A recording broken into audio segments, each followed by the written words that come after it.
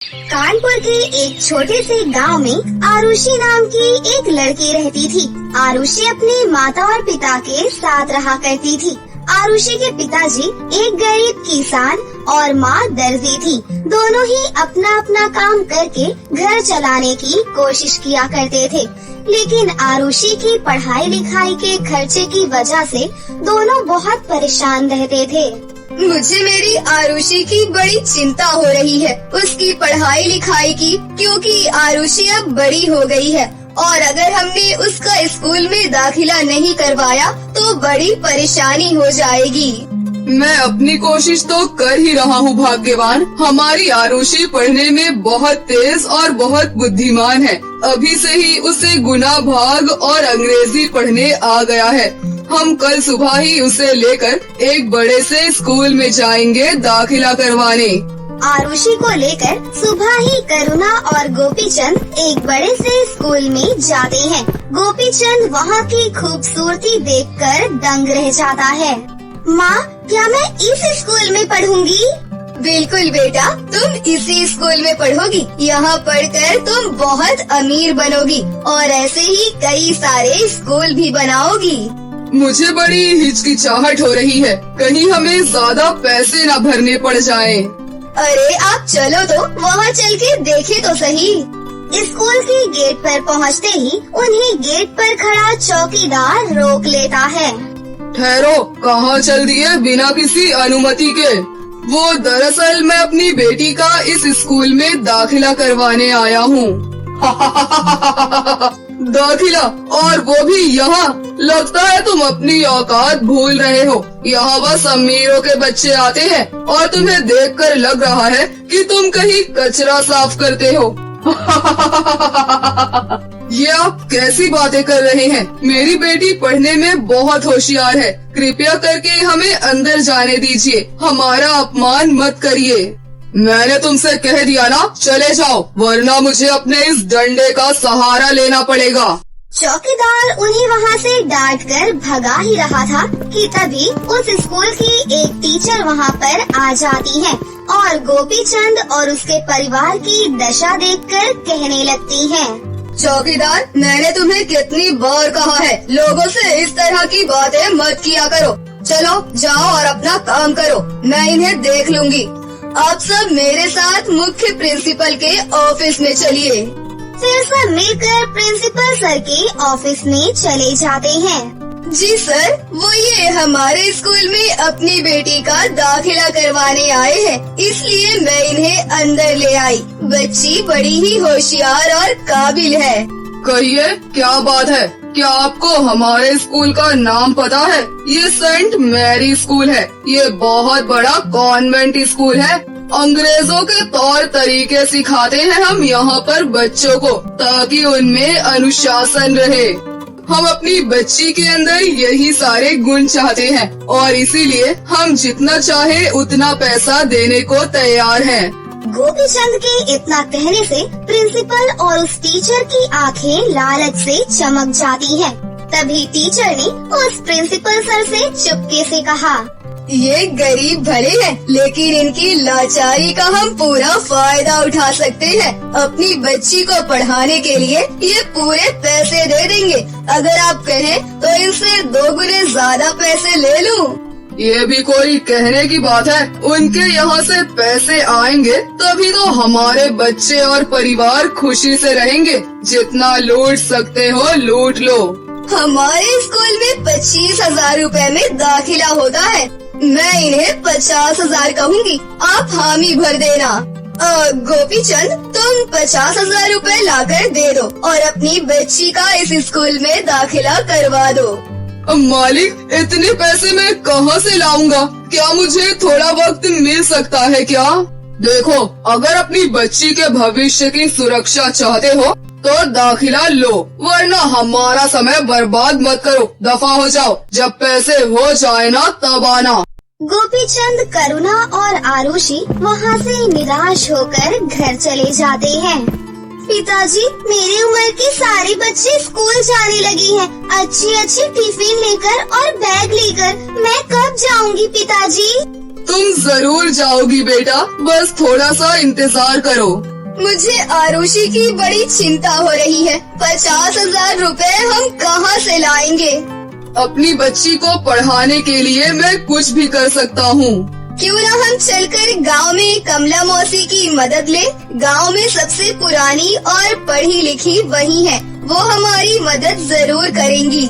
गोपीचंद और करुणा कमला मौसी के घर पर जाते हैं और उन्हें सारी समस्या बताते हैं। तब कमला मौसी उनसे कहती हैं, तुम अपनी बेटी को हमारे गांव के स्कूल में क्यों नहीं डाल देते? हमारे गांव के स्कूल में? हमारे गांव में स्कूल है कहाँ?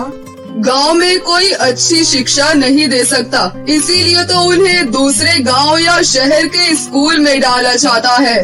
तुम दोनों मेरे साथ आओ, मैं तुम्हें अपने गांव में ही कुछ दिखाती हूँ।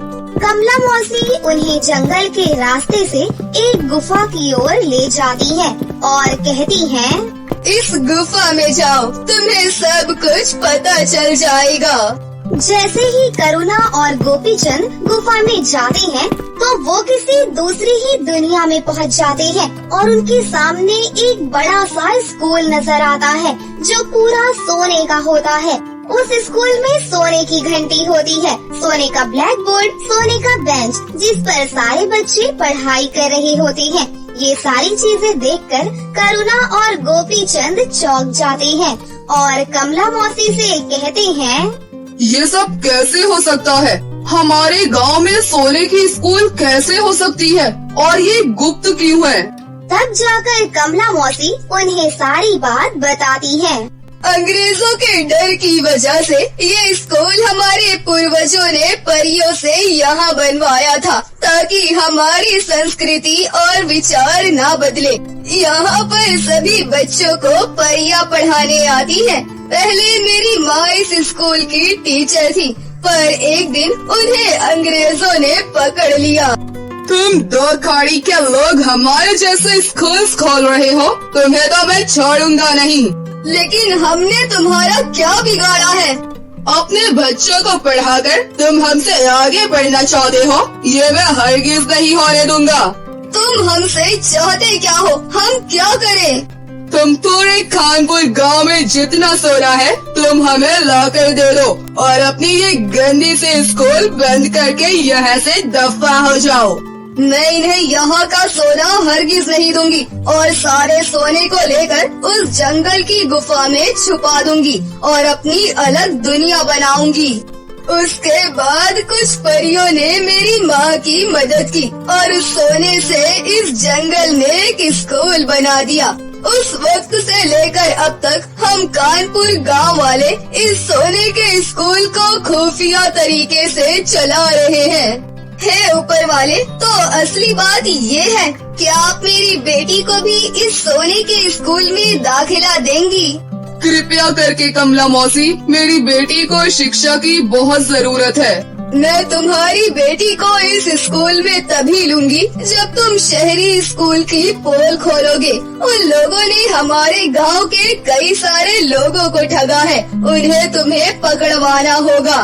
हम बिल्कुल ऐसा ही करेंगे, उन्हें सजा दिलवा कर रहेंगे। इसके लिए हमें एक सबूत चाहिए होगा। तुम उसकी चिंता मत करो, जितने पैसे उन्होंने मंगवाए हैं उतने पैसे लेकर जाओ। मैं पीछे से पुलिस को बता दूंगी, तब उन्हें रंगे हाथ हम पकड़ लेंगे। करुणा और गोपीचंद ने ऐसा ही किया। वो पैसे लेकर उस महंगे स्कूल में चले गए और गोपीचंद ने प्रिंसिपल से कहा, जी ये लीजिए आपके पैसे, पूरे 50,000 रुपए हैं। हाँ, लाओ, मुझे तो पहले से ही पता था कि तुम अपनी बेटी को हमारे पास ही पढ़ाओगे। अरे इतना अच्छा स्कूल जो है और कहाँ सोने की स्कूल में पढ़ता। जैसे ही गोपीचंद ने पैसे प्रिंसिपल को दिए, पैसे हाथ से लेते ही उस कमरे में पुलिस वाले घुस गए और उन्हें रंगे हाथों पकड़ लिया। तुम्हें हम हवालात में अच्छी शिक्षा देंगे। मैं और मेरे पति मेहनत करके दिन रात लोगों के घरों का काम करके अपनी बेटी को पढ़ाना चाहते थे और तुम हो कि तुम्हें शर्म ही नहीं है। फिर प्रिंसिपल और वो टीचर दोनों रंगे हाथ पकड़े गए और इस तरह आरुषि परियों के सोने के जादुई स्कूल में अपनी शिक्षा पूरी करने लगी। बहुत समय पहले की बात है। शीलापुर गांव में आकाश अपनी पत्नी प्रमीला और अपनी बेटी सुरभि के साथ रहता था। उसका एक छोटा सा परिवार था। आपस में बहुत ही प्रेम से वो सभी लोग रहते थे। आकाश की एक फैक्ट्री थी जो गांव के बाहर एक बड़े से शहर में थी। आकाश की फैक्ट्री में बहुत सारे सुंदर सुंदर चमचमाते हुए अलग अलग प्रकार के लहंगे थे। आकाश की फैक्ट्री बहुत ही बड़ी थी जिसमें हमेशा बहुत ही भीड़ रहती थी। आकाश अपनी फैक्ट्री में कुछ लड़कों को काम पर रखता है और वो लड़के लोगों को लहंगा दिखाया करते थे। पसंद आने के बाद फैक्ट्री के काउंटर पर बिल बनवाते थे। आकाश की पत्नी प्रमीला बहुत ही समझदार और घरेलू महिला थी। वो अपने घर पर सभी काम किया करती थी और बाद में अपने पति आकाश की फैक्ट्री में मदद भी किया करती थी। आकाश की बेटी सुरभि स्कूल में पढ़ने जाया करती थी और वो अभी केवल 8 वर्ष की ही थी। सुरभि भी बहुत ही होशियार और चतुर लड़की थी। वो किसी से भी हार नहीं मानती थी और क्लास में हमेशा फर्स्ट पोजीशन पर आती थी। ऐसे ही दिन बीत रहे थे। एक दिन सुबह प्रमीला घर के काम कर रही होती है। ओ माय डियर वाइफ, आज आपने खाने में क्या बनाया है? जल्दी से नाश्ता लगा दो, मुझे अपने काम के लिए निकलना है। मुझे फैक्ट्री जाने के लिए देरी हो रही है। जी आप टेबल पर बैठिए, खाना बिल्कुल तैयार है, मैं बस अभी लगा देती हूँ। प्रमीला टेबल पर खाना लगा देती है। तभी उसकी बेटी सुरभि भी खाने की टेबल के पास आ जाती है। Good morning daddy and good morning mummy. नाश्ते में क्या बना है? आज मुझे जल्दी से दे दो, मैं स्कूल के लिए लेट हो रही हूँ। अरे अरे, दोनों बाप बेटी घोड़े पर सवार हो। जरा सी देर नहीं हुई कि यहाँ से भागने की लगी है। आराम से बैठ जाओ। आज मैंने खाने में चीज सैंडविच बनाई है और तुम दोनों का लंच मैंने पैक कर दिया है। इस तरह वो तीनों लोग नाश्ता करने लगते हैं। नाश्ता करने के बाद सुरभि अपने स्कूल के लिए निकल जाती है और आकाश अपनी फैक्ट्री पर काम करने के लिए निकल जाता है। फिर प्रमीला भी घर के सारे काम खत्म करके आकाश की फैक्ट्री में जाती है। दोपहर को जब सुरभि स्कूल से वापस आती है तो वो अपनी पढ़ाई करती है और थोड़ी देर के लिए सो जाती है। फिर शाम हो जाती है। शाम को जब प्रमीला और आकाश दोनों फैक्ट्री से घर आ रहे थे तभी उनका एक्सीडेंट हो जाता है और मौके पर ही उन दोनों की मृत्यु हो जाती है। तभी वहाँ सभी लोग इकट्ठे हो जाते हैं। क्योंकि आकाश की फैक्ट्री बहुत फेमस थी तो आसपास के लोग आकाश को पहचान लेते हैं और वो उन दोनों की डेड बॉडी लेकर उनके घर पर पहुँचते हैं। जब पड़ोस के लोग सुरभि के घर का दरवाजा खटखटाते हैं तो सुरभि घर के बाहर आती है। तभी उन लोगों में से एक महिला सुरभि को सारी बात बताती है कि कैसे उसके माता पिता का एक कार एक्सीडेंट में देहांत हो गया। कुछ दिनों तक सुरभि अपने घर में उदास रहती है और बैठे बैठे अपने माता पिता को याद करती है। एक दिन सुरभि को अपने माता पिता की याद आती है। वो ठान लेती है कि वो अपने माता पिता की फैक्ट्री को आगे बढ़ाएगी। अगले दिन सुरभि सुबह नाश्ता करके अपने पिता की फैक्ट्री पर पहुंच जाती है और वहां पर फैक्ट्री में अपने पिता के द्वारा बनाए हुए लहंगे देखने लगती है। क्योंकि सुरभि अभी बहुत छोटी थी इसलिए सुरभि को बिजनेस करना नहीं आता था तो वो अपने पड़ोस के अंकल का सहारा लेती है। पड़ोस के अंकल जिनका नाम प्रकाश था वो फैक्ट्री को आगे बढ़ाने में सुरभि की मदद करते हैं। ऐसे ही कुछ साल निकल जाते हैं और अब सुरभि बड़ी हो जाती है। अब वो अपने पिता का बिजनेस खुद संभाल सकती है तो वो अपने अंकल प्रकाश से कहती है, अंकल आपने मेरे बुरे समय में मेरी बहुत मदद की है। मैं आपका ये एहसान कभी भी नहीं भूल सकती। अब मैं अपने पैरों पर खड़ी हो गई हूँ तो मैं चाहती हूँ कि मैं अपने पिता के बिजनेस को खुद ही संभाल लूँ। तो आप अपने लिए कोई अलग काम ढूंढ सकते हैं। अरे बेटी, तुम ये क्या कह रही हो? शायद तुम्हें पता नहीं, तुम्हारे पिता आकाश और मैं इस फैक्ट्री के मालिक हैं। हम दोनों ने पार्टनरशिप में ये बिजनेस शुरू किया था और अब तुम मुझे अलग होने के लिए कह रही हो। अरे अंकल, आप ये क्या कह रही हो? मेरे पिताजी ने मुझे ऐसी कोई भी बात नहीं बताई है। जरूर आप मुझसे झूठ कह रहे हैं ताकि आप हमारी फैक्ट्री के हिस्सेदार बन सके। मैं आपकी किसी भी बात से सहमत नहीं हूँ। देख सुरभि, तेरा दिमाग तो ठीक है ना? मैं कानूनी तौर पर इस फैक्ट्री का हिस्सेदार हूँ और अगर तूने मुझे ये हक नहीं दिया तो मैं तेरे ऊपर कानूनी कार्रवाई करूँगा और तेरी पूरी फैक्ट्री अपने नाम करा लूँगा, समझी? अंकल, आपको जो करना है आप करिए। अगर आपके पास फैक्ट्री के हिस्सेदार होने का कोई भी सबूत है तो आप मुझे लाकर दिखाइए। प्रकाश एक बहुत ही तेज और चतुर आदमी था। वो नकली पेपर बनवाकर सुरभि को दिखाता है, परंतु सुरभि एक पढ़ी लिखी लड़की थी। वो पेपर्स को देखकर समझ जाती है कि ये पेपर्स नकली हैं।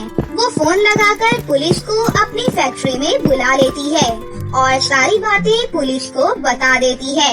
लाओ, फैक्ट्री के पेपर मुझे दिखाओ। मैं अभी दूध का दूध और पानी का पानी कर देता हूँ। प्रकाश डर चुका था। वो वहाँ से भागने की कोशिश करने लगता है। तभी पुलिस उसको पकड़ लेती है और उसके ऊपर 10 लाख का जुर्माना लगाती है। अब प्रकाश इन सब का बदला सुरभि से लेना चाहता था। वो ठान लेता है कि वो सुरभि से बदला लेकर ही रहेगा। एक दिन सुरभि अपनी फैक्ट्री में ताला लगाकर अपने घर वापस चली जाती है। तभी प्रकाश मौका देखकर उसके लहंगे की फैक्ट्री में आग लगा देता है और वहाँ से दबे पैर निकल जाता है।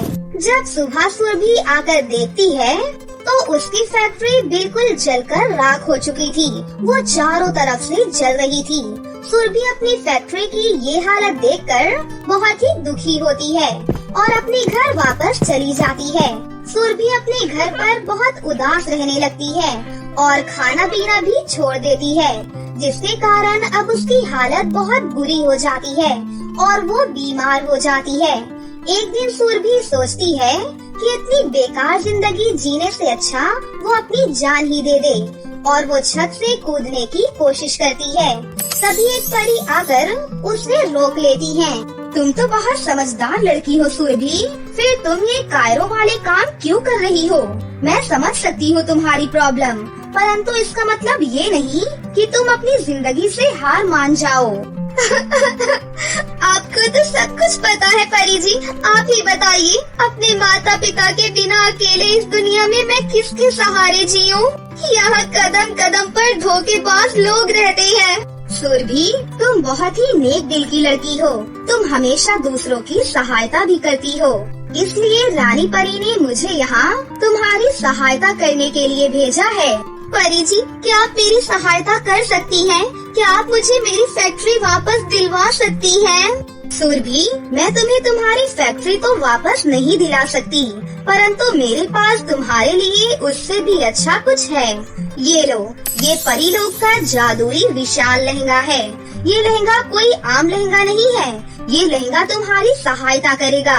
अच्छा, तो अब मैं चलती हूँ, मुझे परी लोग जाने में देरी हो रही है। सुरभि उस जादुई लहंगे को देखने लगती है और वो लहंगा बहुत ही बड़ा था, बहुत चमकदार था। सुरभि जब उस लहंगे के घर के अंदर जाती है तो वो बहुत हैरान रह जाती है। सुरभि उस जादुई विशाल लहंगे में देखती है कि उसमें कई तरह तरह के लहंगे हैं। ये सब देखकर सुरभि बहुत खुश हो जाती है।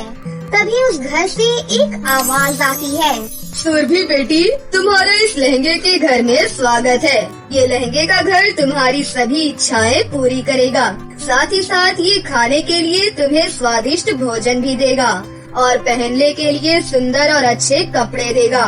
तुम्हारी सभी जरूरतों का सामान ये जादुई लहंगा तुम्हें देगा। ये सुन और देखकर सुरभि बहुत खुश होती है और उस लहंगे के घर में रहना शुरू कर देती है। उस लहंगे के घर में लगे लहंगे को बेचकर सुरभि बहुत सारे पैसे कमाती है और बहुत ज्यादा अमीर हो जाती है और उस जादुई लहंगे के घर में हंसी खुशी से अपने आगे का जीवन बिताने लगती है। बहुत समय पहले की बात है। कहीं दूर एक परीलोक में बहुत सारी परियां रहती थी। उनमें से एक परी का नाम सुनैना था। सुनैना परी बहुत ज्यादा सुंदर थी। साथ ही उसके लंबे घने बाल थे जो उसकी सुंदरता को और बढ़ाते थे। सुनैना परी का व्यवहार बहुत अच्छा था। सुनैना परी सभी परियों के साथ बहुत अच्छे से रहती थी और उनसे अच्छे से बात करती थी, जिससे परीलोक की सभी परियां सुनैना परी को बहुत पसंद करती थी।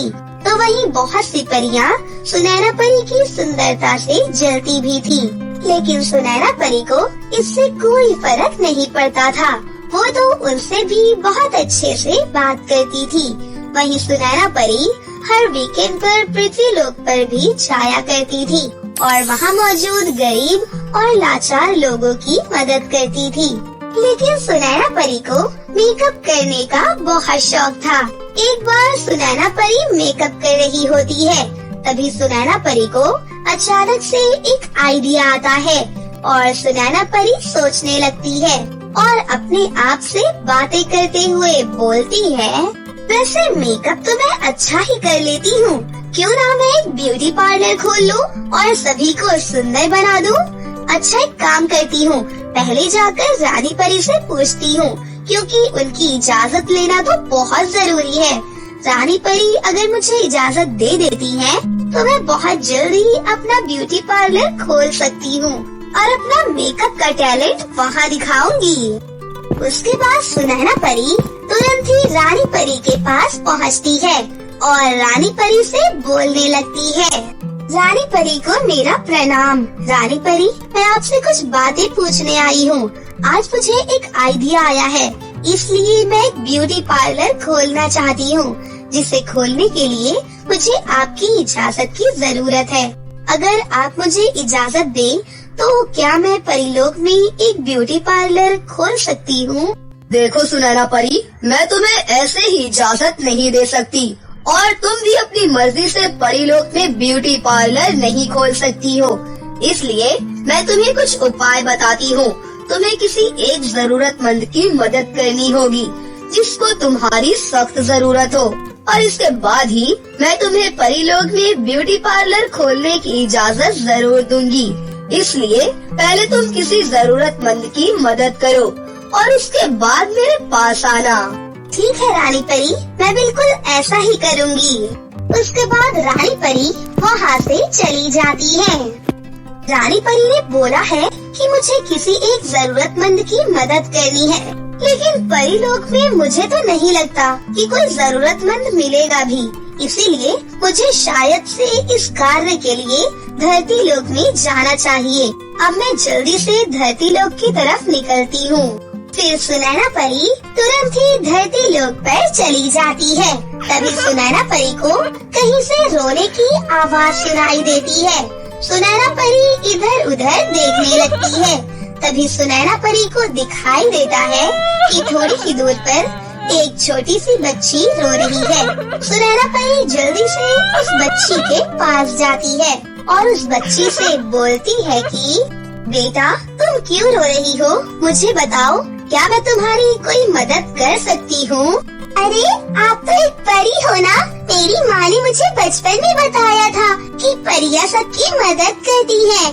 क्या आप भी मेरी मदद करने आई हो?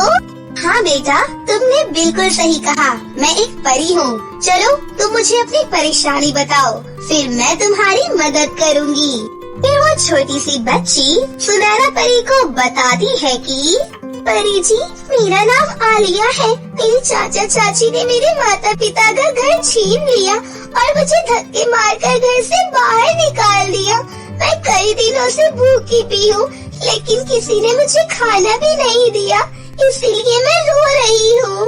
तभी सुनैना परी उस छोटी सी बच्ची को कहती है कि बेटा, अब तुम्हें घबराने की कोई जरूरत नहीं है, अब मैं आ गई हूँ ना।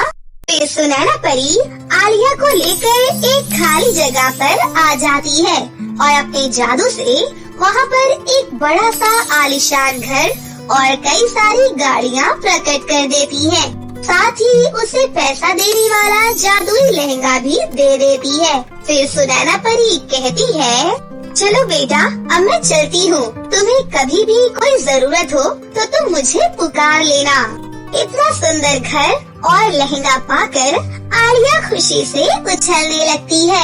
जिसके बाद सुनैना परी वहाँ से परी लोग वापस चली जाती है। रानी परी सुनैना परी का काम देखकर बहुत खुश होती है और सुनैना परी को शाबाशी देती है। सुनैना परी, तुमने तो कमाल ही कर दिया। शाबाश, तुमने बहुत अच्छा काम किया। हाँ सुनैना परी, अब तुम परी लोक में अपना ब्यूटी पार्लर खोल सकती हो। मैं तुम्हें इजाजत देती हूँ। ब्यूटी पार्लर खोलने की इजाजत पाकर सुनैना परी बहुत खुश होती है और फिर कुछ ही दिनों में सुनैना परी अपना एक बड़ा सा ब्यूटी पार्लर खोल लेती है और सभी परियों का बहुत ही अच्छे से मेकअप करती है। सभी परियों को सुनैना परी का किया हुआ मेकअप बहुत पसंद आता है और वो परियां खुश होकर सुनैना को ढेर सारे पैसे देती हैं। इतने सारे पैसे पाकर सुनैना परी भी बहुत खुश होती है। अगर कोई परी एक बार सुनैना परी के ब्यूटी पार्लर में आती है तो वो बार बार वहीं पर आती है। उस दिन के बाद से सुनैना परी सभी का मेकअप करती रहती है और उससे बहुत सारे पैसे कमाती है, जिससे अब वो बहुत अमीर हो जाती है और हंसी खुशी से अपनी जिंदगी जीने लगती है। तो दोस्तों, कैसी लगी आपको हमारी ये कहानी? अगर आपको हमारी कहानी अच्छी लगी हो तो इसे जरूर लाइक करें। साथ ही हमारे चैनल को सब्सक्राइब भी कर लें और बेल आइकन को दबाना ना भूलें। मिलते हैं अगली वीडियो में। धन्यवाद।